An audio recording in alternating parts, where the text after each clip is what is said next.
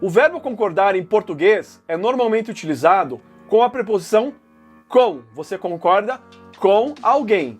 No inglês tem uma ligeira diferença. Aliás, são 3 diferenças. Vamos ver?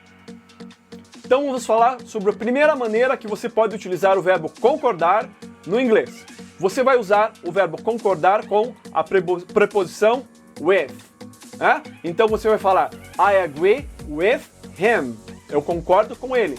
Ou seja, quando você for utilizar o verbo concordar, agree, você vai usar com a preposição with quando você for concordar com alguém ou com alguma coisa.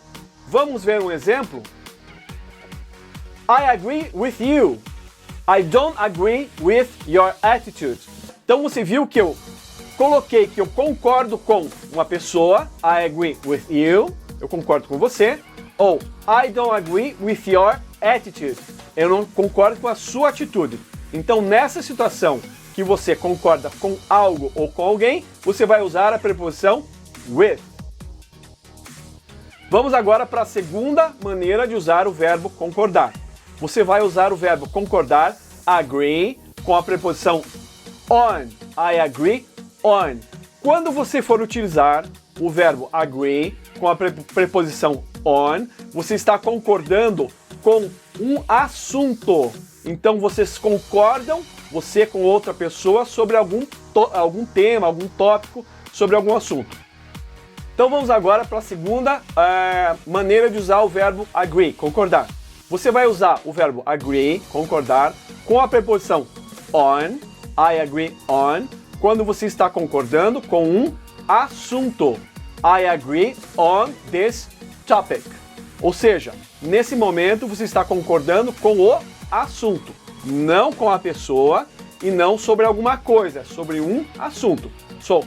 Então, nesse momento você vai usar a preposição on. I agree on something. Vamos ver o terceiro exemplo? Então, nesse terceiro exemplo, nós vamos usar o verbo agree, concordar, quando alguém concorda com algo que foi combinado, né? Então, por exemplo, I agree to your demands. Eu concordo com as suas demandas. Quando eu vou concordar com algo que foi combinado, nós vamos usar a preposição to. I agree to your demands. Então veja, nós temos aí preposição I agree with, quando concordamos com algo ou com alguém. Nós temos a preposição agree on, quando nós dividimos o mesmo ponto de vista sobre um assunto.